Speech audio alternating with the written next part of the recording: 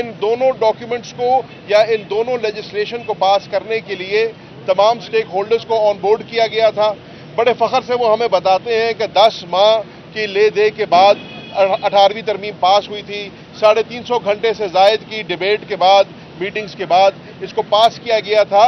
لیکن اس کے برعکس آج 26ویں آئینی ترمیم کو عجلت سے پاس کیا جا رہا ہے، جلد بازی کا مظاہرہ کیا جا رہا ہے۔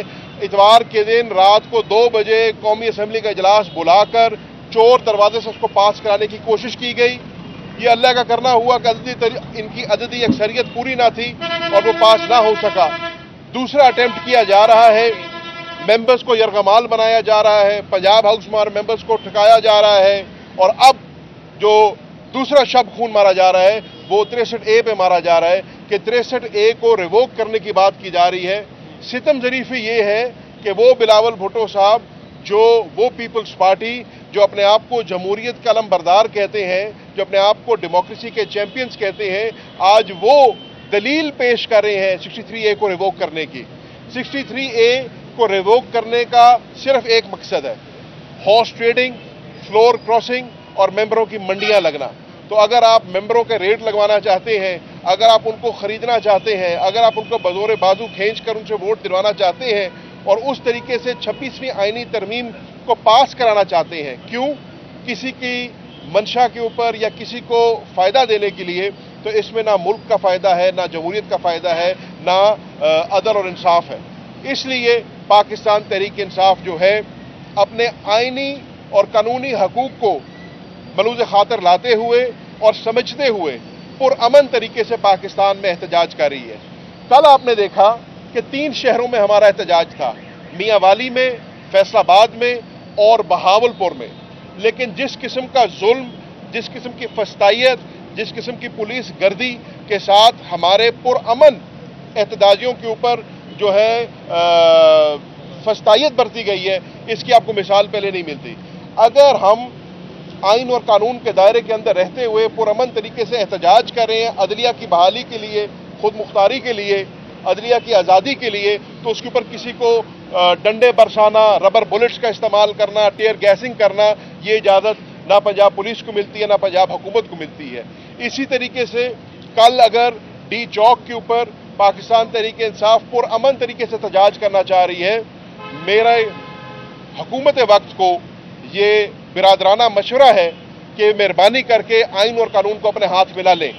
آپ لوگوں نے ہمیشہ علی امین گنڈا پور کے اوپر تنقید کی، آپ لوگوں نے ہمیشہ علی امین کو کہا کہ وہ غنڈہ گردی کرتے ہیں یا وہ طاقت کا استعمال کرتے ہیں، لیکن حقیقت یہ ہے کہ علی امین نے بردباری کا ثبوت دیا، علی امین نے ایک چیف ایگزیکٹو ہونے کا ثبوت دیا، اور علی امین برہان سے پیچھے ہٹے۔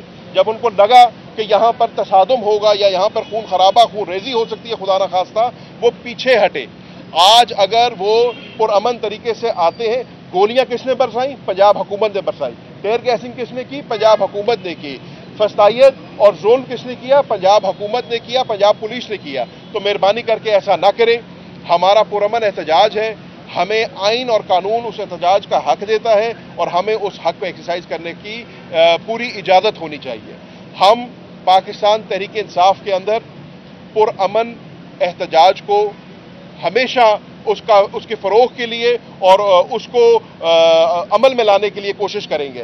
ہمیں دیوار کے ساتھ نہ لگایا جائے اور یہ غیر آئینی، غیر قانونی حرکت نہ کی جائے جس سے خدا نہ خواستہ کل کو پاکستان میں نقصان ہو اور یہ لڑائی جو ہے مزید بڑھے۔ یہ موقف ہے پاکستان تحریک انصاف کا، یہ موقف تھا مخدوم شاہ محمود قریشی صاحب کا، اور انہوں نے یہ بھی کہا کہ میں بطور وائس چیئرمین اس جماعت کے، بطور نائب کپتان اس جماعت کے، سمجھتا ہوں کہ احتجاج پرامن طریقے سے ہونا چاہیے اور حکومت کو جو ہے اس کشیدگی میں مزید اضافہ نہیں کرنا چاہیے۔ شکریہ۔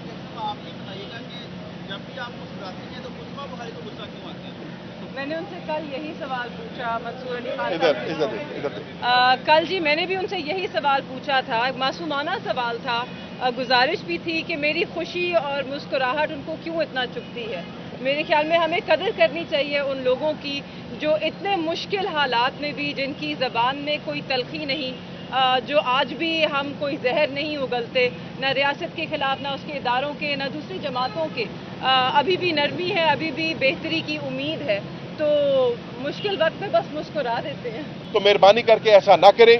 हमारा पुरअमन एहतजाज है, हमें आइन और कानून उस एहतजाज का हक देता है और हमें उस हक को एक्सरसाइज करने की पूरी इजाज़त होनी चाहिए।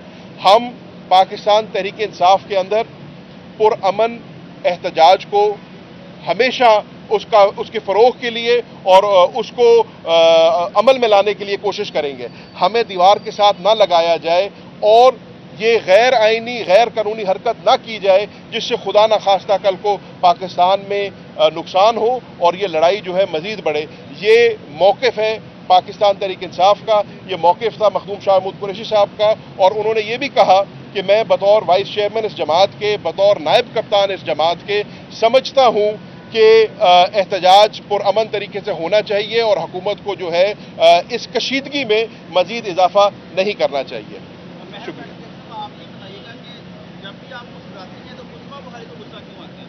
मैंने उनसे कल यही सवाल पूछा, मंसूर अली खान इधर कल जी मैंने भी उनसे यही सवाल पूछा था, मासूमाना सवाल था। गुजारिश भी थी कि मेरी खुशी और मुस्कुराहट उनको क्यों इतना चुभती है। मेरे ख्याल में हमें कदर करनी चाहिए उन लोगों की जो इतने मुश्किल हालात में भी, जिनकी ज़बान में कोई तलखी नहीं, जो आज भी हम कोई जहर नहीं उगलते, न रियासत के खिलाफ, न उसके इदारों के, न दूसरी जमातों के। अभी भी नरमी है, अभी भी बेहतरी की उम्मीद है, तो मुश्किल वक्त में बस मुस्कुरा देते हैं। तो मेहरबानी करके ऐसा ना करें। हमारा पुरअमन एहतजाज है, हमें आइन और कानून उस एहतजाज का हक देता है और हमें उस हक को एक्सरसाइज करने की पूरी इजाज़त होनी चाहिए।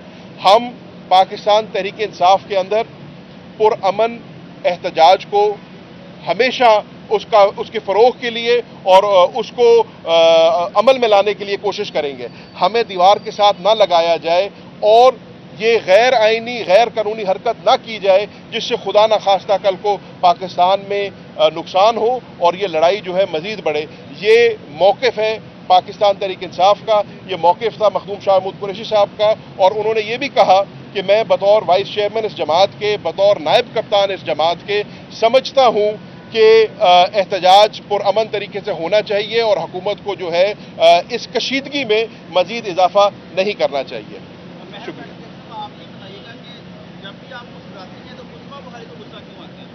मैंने उनसे कल यही सवाल पूछा, मंसूर अली खान इधर कल जी मैंने भी उनसे यही सवाल पूछा था, मासूमाना सवाल था। गुजारिश भी थी कि मेरी खुशी और मुस्कुराहट उनको क्यों इतना चुभती है।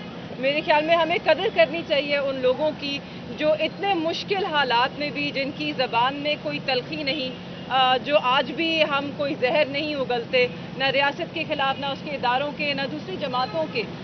अभी भी नरमी है, अभी भी बेहतरी की उम्मीद है, तो मुश्किल वक्त में बस मुस्कुरा देते हैं। मेहरबानी जी, थैंक यू।